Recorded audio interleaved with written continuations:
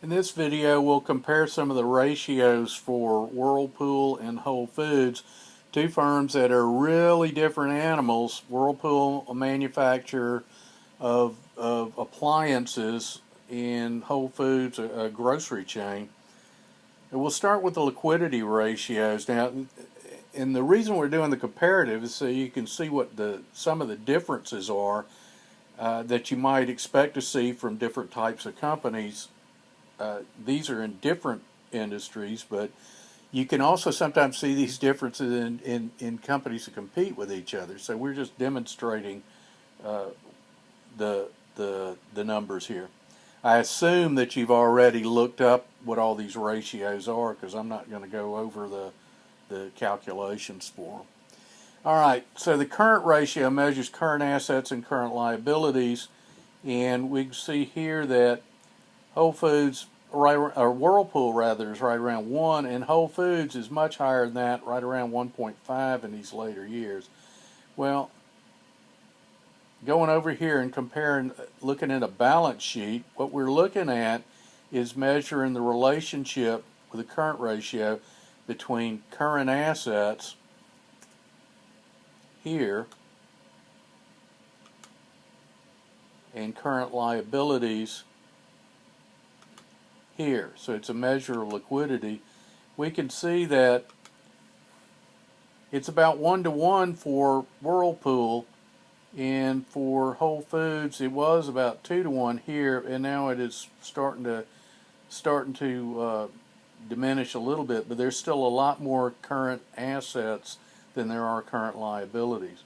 And part of the reason for that, though, if we look at these two firms, Whole Foods has relatively few accounts payable, almost no short-term debt.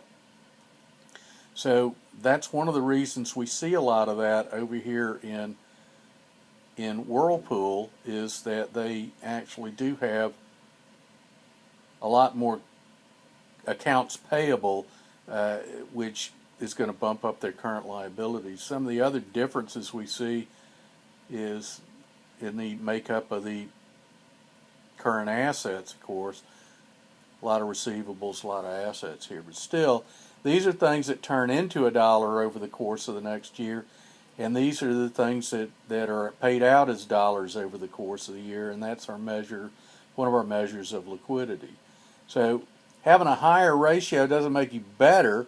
It means your ratio is higher, but we would, if I'm comparing two companies, I want to look in there and see why they're different. All right, and one of the main reasons why they're different, Whirlpool has a whole lot more accounts payable, which is a current liability, so the denominator is relatively higher.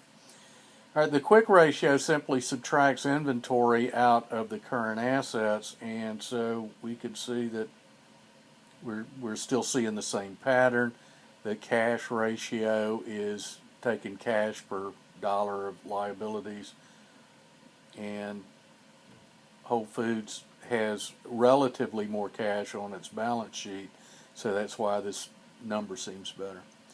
All right, we go into the efficiency ratios. Accounts receivable turnover. Much different business model here. There's almost no accounts receivable in Whole Foods.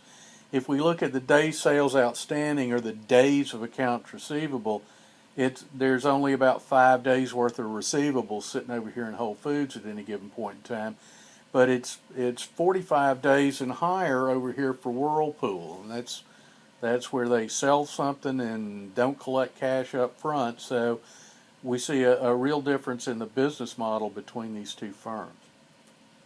If we look at inventory turnover, or in days of inventory, Whirlpool has roughly 2 months worth of inventory on its balance sheet. Whole Foods has a fraction of that, less than 3 weeks. Whole Foods is, a lot of the groceries they buy are perishable, so what they do is they buy more often. So they'll buy a week's worth of stuff every week, and Whirlpool can buy a couple of months worth of stuff every couple of months. So they tend to just hold a higher relative level of inventory. All right, so when we look at the total asset turnover, which is a measure of overall efficiency, it is much higher for Whole Foods because they make a lot of sales and hold relatively few assets. It's about 1-for-1 for Whirlpool. It's about 2.5-to-1 for Whole Foods. The accounts payable deferral period, we saw that the accounts payable is really high for Whirlpool. That's about 95 days. Now, accounts payable is the money you owe for purchasing inventory.